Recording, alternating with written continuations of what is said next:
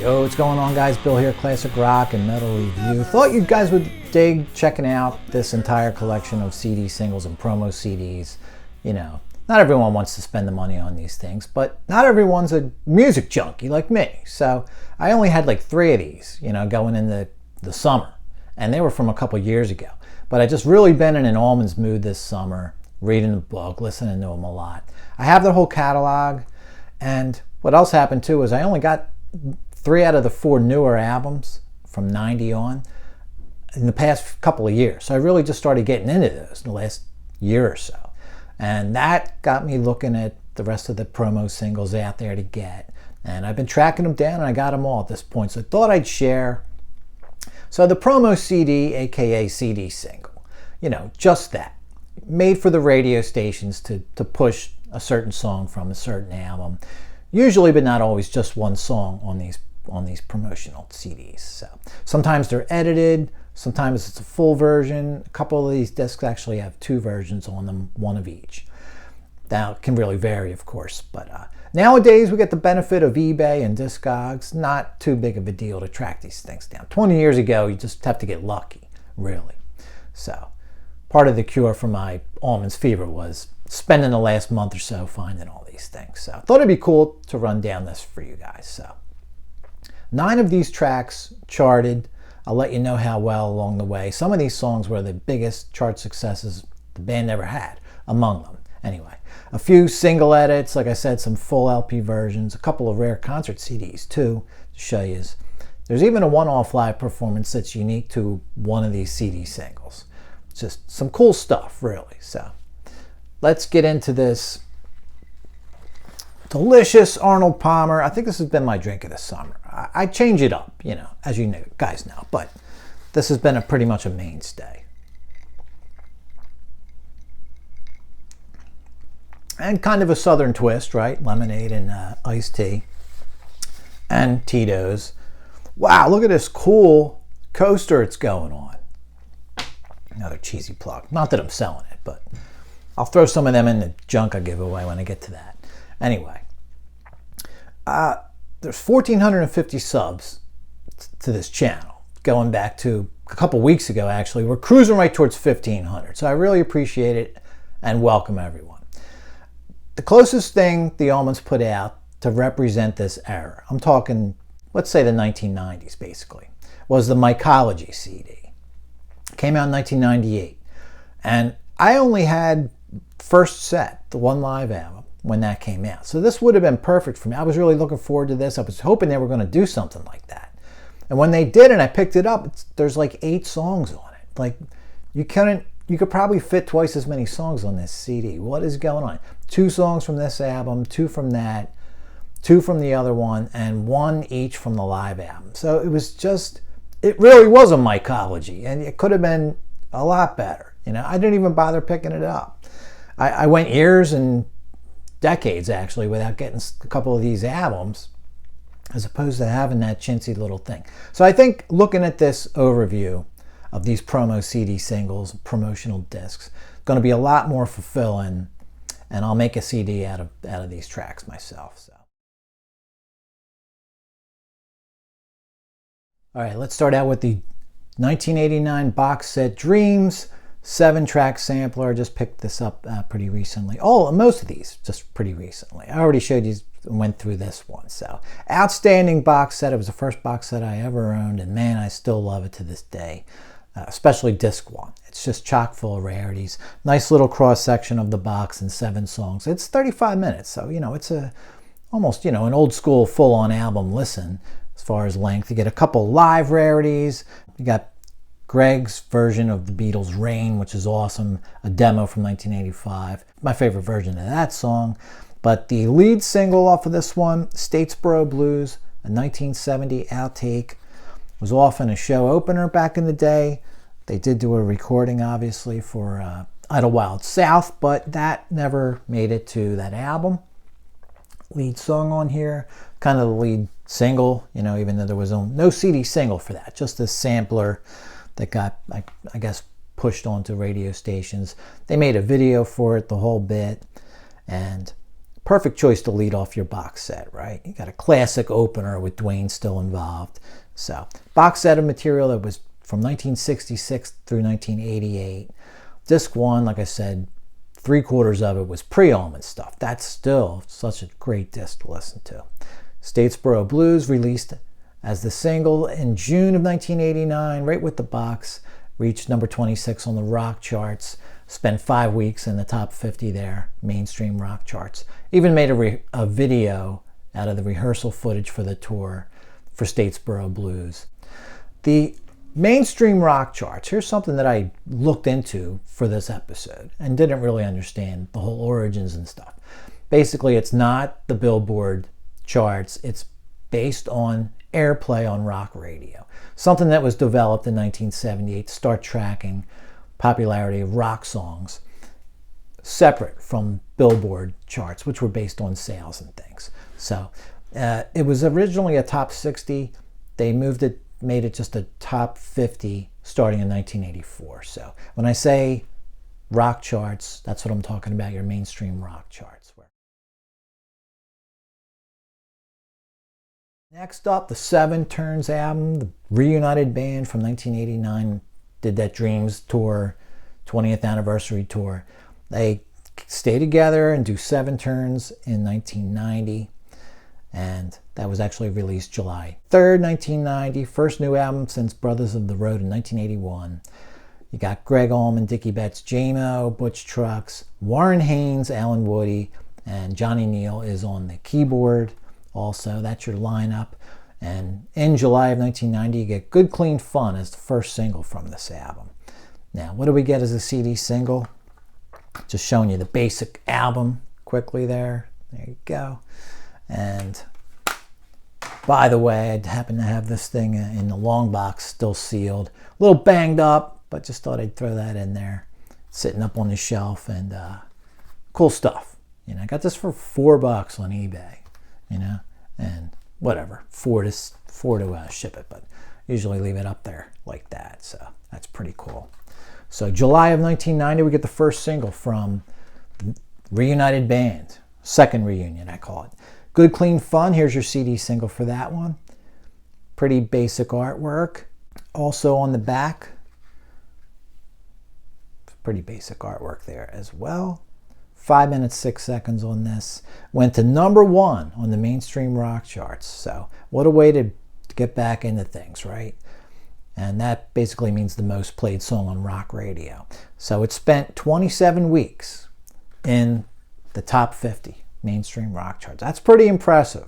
Your comeback song, and it's 6 months in the top 50. That's awesome. There was also a vinyl version of this. Good Clean Fun on side A. Basically your double A single. And Seven Turns was the flip side. So there's the CD for you. Good Clean Fun, basic version. And the CD single only has this album version of the song in this case. So simple cover, front and back. But I do kind of love this classic CBS Epic font, that block lettering on the side. You know, how many CDs did we have with that back in the 80s? All right, so on to the second promo single from that album, from Seven Turns, and it's the title track. Again, some pretty bare bones packaging with this one. Although with this one you get the album version and also an edited version that's 1 minute shorter. So this Seven Turns hit number 12 on the mainstream rock chart, spent 10 weeks on that chart. There was no second vinyl single. You just got that one single with Good Clean Fun and Seven Turns on the flip side. And that would be it for vinyl singles as far as the Allmans go in the 90s. So another, like I said, simple cover art.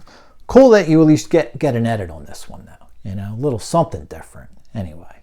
So curiosity factor only, pretty much with that. It's Allman's always more interesting as long as possible, right? Longer the better, not the shorter. But curiosity factor, like I said, kind of cool to have. So third and final single from Seven Turns. This one has no cover art at all. Very last song on the album. It Ain't Over Yet. This one's one of the more tougher ones to find. CD single only, no vinyl single with this one. And just the LP version on here, I think it's 4 minutes, 52 seconds. Like I said, no artwork. So you're looking at all there is to see with this guy. And this one also charted, number 26 on the rock charts. 5 weeks in the top 50. I'm not very familiar with this one. I never heard this one on the radio back in the day. The other two songs, yeah, but It Ain't Over Yet, really good song. Johnny Neal co-wrote it with someone else. And It Ain't Over Yet ends the Seven Turns single era.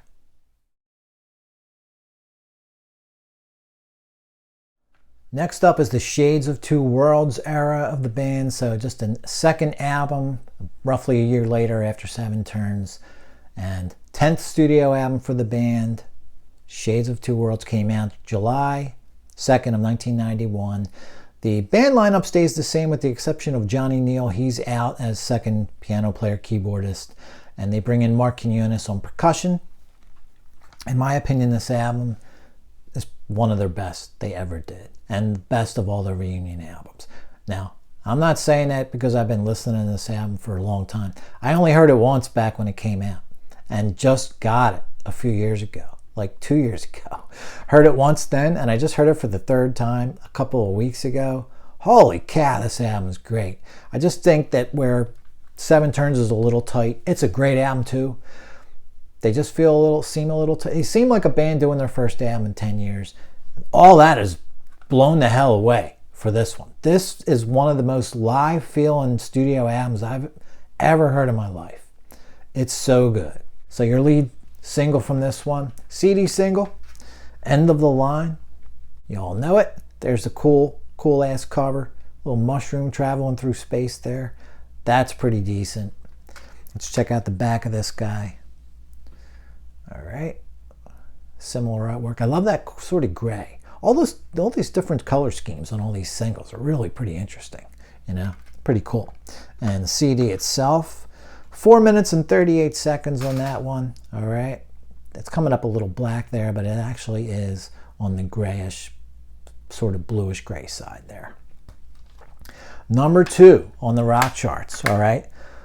24 weeks, so almost as big as Good Clean Fun. They basically do it again. Another huge hit for the band. No vinyl with this single. The vinyl's over with. That was just those first 2 songs from Seven Turns. I love that artwork on that one, though. That's really cool. I don't think I showed you the side. Let's just do that. Just the basic version of the song, though. End of the Line. Standard version from Shades of Two Worlds. Next up from that album, Bad Rain. It's the second song on the record. And what we get here is a really cool color scheme with this one, but no front cover art on it. It's the basic album version, Bad Rain. Kind of looked gold online. It's really just more like a yellow, but I do like the yellow and black combo. Pretty cool. Like that the title of the song has that Shades of Two Worlds swirl.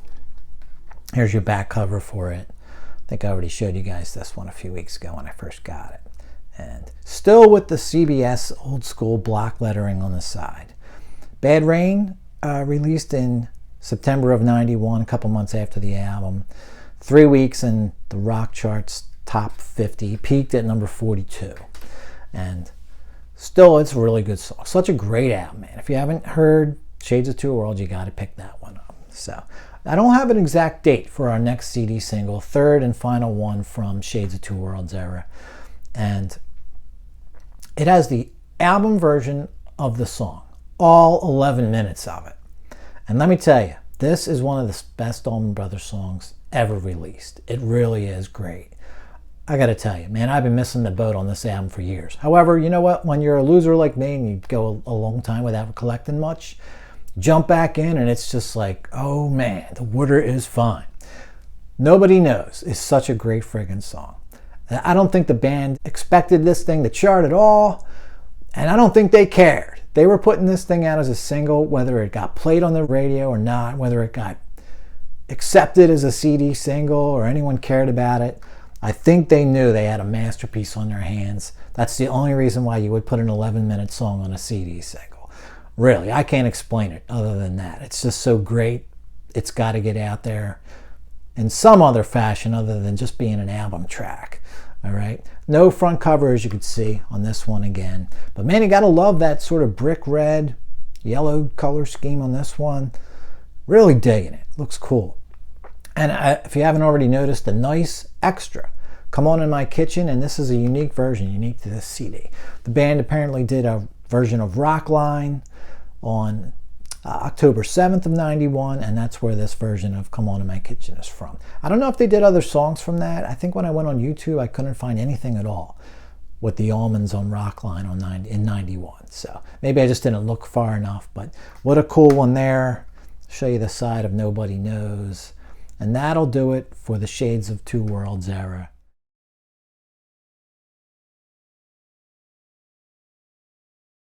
Next up, it's the first set, An Evening with the Allman Brothers live album era. And also their sort of acoustic, unplugged era. We'll cover all that with multiple things to show you here. Here's first set, recorded December of 91 and March of 92, released in June of 92. No date or specific chart action for what I'm about to show you, but we did get a promo CD single out of this live album, the live acoustic version of one of the great Allman songs, Melissa. And kind of interesting cover art there, but I don't know if I get it, other than it's just sort of just a tie-dyed imagery kind of thing. On the back, it's just one version of the song, standard first set edition, 5 minutes 28 seconds. Blue on blue is kind of cool there, continuing from the front to the back. The CD itself, though, is kind of like purple. All right, and that is true purple. What you see there looks accurate to me. So from first set, you get a CD single of Melissa. Like I mentioned, no chart action or anything with that one. So at least you get a front cover and back cover.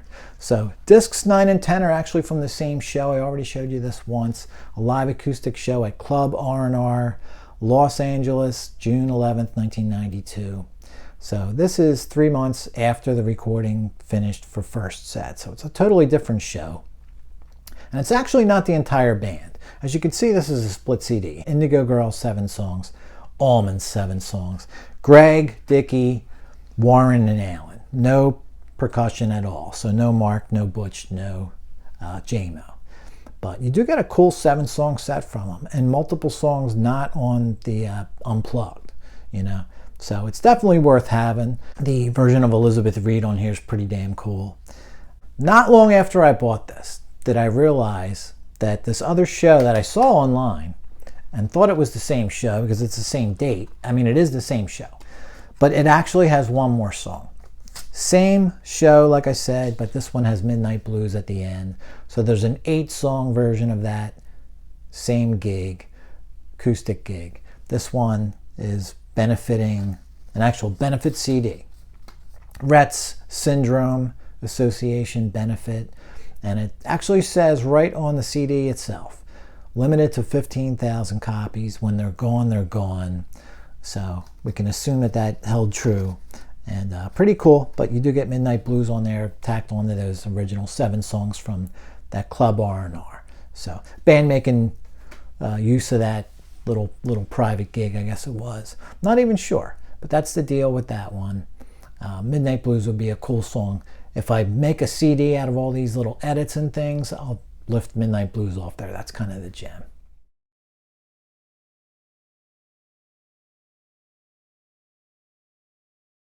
Next up's the Where It All Begins era for the band. This was released May 3rd, 1994.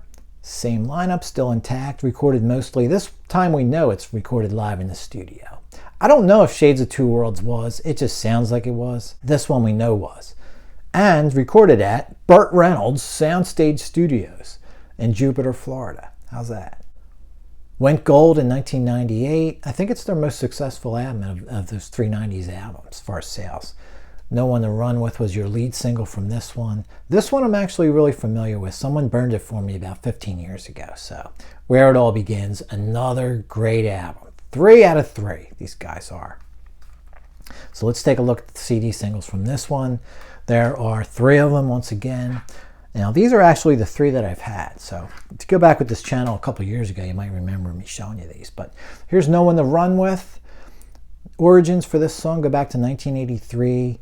Betts Hall Lavelle Trucks Band, a band that like really just couldn't get signed, unfortunately. So there's some live stuff and I think an official video out there with those guys, but I don't see No One to Run With showing up on those recordings, unfortunately. That would be cool. Lead CD single, got that classic Bo Diddley beat. You get two versions on here, a short version and a long version. The short version is 3 minutes and 40 seconds. The long version is 5 minutes, but the album version is actually 6 minutes. So both of these versions on here are actually edits, even though it says short and long. So kind of cool. Simple but cool front and back, but man, I really just dig the CD. There's something about this bright pink on blue that just really looks pretty cool. This one spent 15 weeks on the rock charts and went to number 7 as far as your climbing the heights there on the charts. But another really successful single for the Allmans. Every lead single they had from these 3 albums did well. And sort of the title track from the album, Back Where It All Begins. The album's called Where It All Begins. The song Back Where It All Begins. Now this cover, I gotta tell you, it looks so, I don't know if it looks so bad it's good or just bad. Kind of lean towards the latter, I think. 1994, you know, people are starting to play with computers, but the graphics don't look all that great yet. All right, the logo looks cool. Back Where It All Begins. And I could see what they were going for. It just didn't kind of work. Now this one's got a full-on CD. It's even got inner cover info, band lineup and such. The disc itself looks outstanding. This gold and purple looks so cool. Really good job there. And actually the back cover looks amazing too. Love this sort of sepia, you know, kind of style. And what do you get as far as music? Final, I'm glad you asked. Back Where It All Begins, short version, 5 minutes and 41 seconds. And edited by Warren Haynes and Vlado Meller, a long version of 9 minutes and 11 seconds. I feel like that's the full version of the song. Back cover, that sepia styling there. Quite the opposite of that cheesy front cover. Looks pretty cool. Now, this song ended up with 5 weeks in the top 50, peaked at number 29, and that's Back Where It All Begins. All right, from Where It All Begins. And last CD single from that album, this one just loves to spin around in the case no matter how many times I straighten it out. And it's Soul Shine. Great Warren Haynes song from that same album from '94. No chart showing with this one. Another 2-version disc though. You get an edit and I think an album version. Exactly. So about 2 minutes difference on those. So that's kind of cool. Getting the edit at 4 minutes 25 seconds. Full album 6:45. So back cover only, which is actually a pretty cool one. All right, that's pretty cool looking. Disc itself, I think you kind of got the gist of that, but here it is again. All right, and on the side, at this point, the block lettering thing's going away, and all these discs kind of look a little different. I don't think I showed you the last few. Let me throw them up there again. Back Where It All Begins. A little hard to read that. Such a skinny lettering on that one. No One to Run With actually started out with the block lettering, though. Changed after that. And that covers that Back Where It All Begins era. Now the band did also do another live album, second set. Basically, all of their live album, you know, not anything to do with first set. That was recorded 91 and 92. I think this one might be between 92 or 93 and 94. So, all right. No CD singles from second set live album era.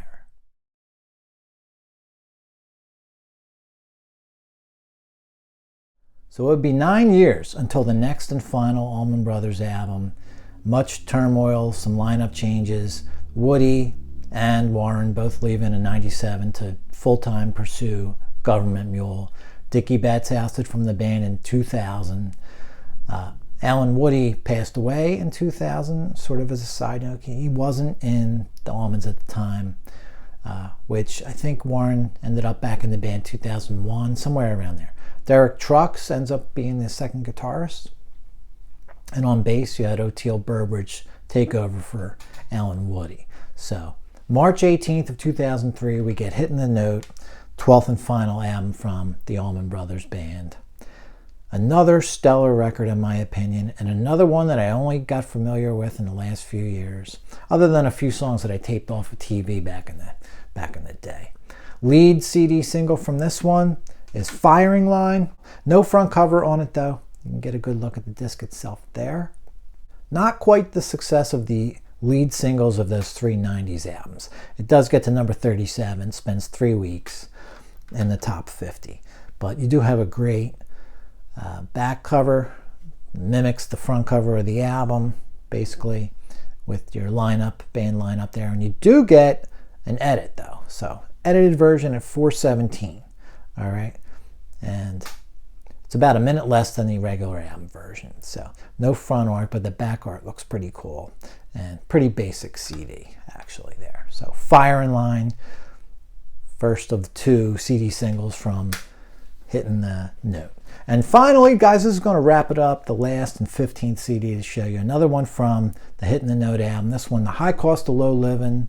You actually get a few different edits on this one, no full version. So, Derek Trucks really shines on this, all right? No charting with this one. You get the album version was almost 8 minutes. These edits are 4:49 and then a KFOG edit of 4:31. I'm not sure what that's all about. Sounds like a radio station of some sort. No front cover art, as you can see again, but you do get the back cover, cool kind of mint green border, the band there. High Cost of Low Living, an excellent song. I saw that on like Late Night with Someone, 2003. Conan O'Brien, I don't even know. Decent back cover, and let's look at the disc itself. Again, pretty simple. At least they blew the logo up a little bit, and I love it in that mint green. That looks pretty awesome.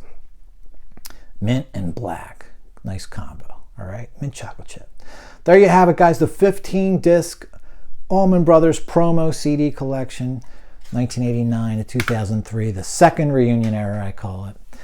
And next up, guys, hang out because we got a hell of an episode at some point in the near future. I'm waiting on my best possible standard edition of Eat a Peach, which I ordered from Japan. Everything I read was pointing to this thing, and it cost me $67, but I ordered it anyway. It's a 2 CD version of Eat a Peach from Japan, mid-80s. It's just hands down, everything I'm reading, the best version out there. So this will be another ultimate album version. These are albums I've always had an issue with. As soon as I think of them, my head starts to spin. All right, not in all cases, but in this one especially. Half live, half studio. What the hell's going on? All right, I'm going to create my own version of Eat a Peach. I'm waiting to get that awesome initial Japanese press. That'll be my base, but I'm going to pluck a couple of unreleased songs, outtakes, and fill this thing up and make it an entirely studio album. All right, so check that out. It'll be coming up in a few weeks probably. Waiting on that disc, all right? Also, next up for sure, the next episode is going to be a video update. Everything going on in rock concert video world. Commercial stuff, bootlegs. I'll unbox a 3 DVD package from Japan. It's been sitting around forever. I'll go over my latest pickups and things that I've watched. We're talking The Who, Jimi Hendrix, Floyd, Thin Lizzy, and also kind of related, but it's going to have to be its own episode. This video update is going to be such a massive episode. I'm going to have to do this other episode separately. It's going to be the first time I'm doing a movie episode. Nothing to do with music, all right? But if you're into horror movies and action, adventure, and sci-fi, I'm going to talk about it for a whole entire episode. I think I've watched 15 or 20 movies in the last month or two. Just going to run those down. And also, hold on to your hat. I was actually in a movie. You heard me right, all right? It's a zombie movie. I'll tell you all about it. I was in it. I'll tell you what I can. We're kind of like, signed to secrecy and stuff. But I can tell you what was in the news already is beyond me anyway. So I'm going to let you know. I'll show you a couple of little pictures that I have from that night and tell you all about it. It was a hell of an experience. It was fun as hell. All right, guys, beyond that, there's a Sabbath update coming. Ultimate album version of Steely Dan's Gaucho. You know what? I was going to try to make a better Gaucho. I don't think you can. It is what it is. However, there's a multitude of outtakes and B-sides that can make an alternate Gaucho. that's way better than Gaucho. Trust me. And I'm a huge Steely Dan fan. I don't mean to sound like I'm disparaging that album, but man, the stuff they didn't use that's now been fixed up by people at home with AI and such, it sounds incredible, and the songs are just damn better than Gaucho. So it's going to be basically if Gaucho was a double album. Ultimate album version, Gaucho double album. All right? And there's got to be a monthly haul at some point coming up. We're getting near the end of the summer in August. Guys, hope everyone's having a good day. Hope you liked your little peruse through the 15 CD promo collection of the Allman Brothers Band. Everyone have a good one, and I'll catch your asses later.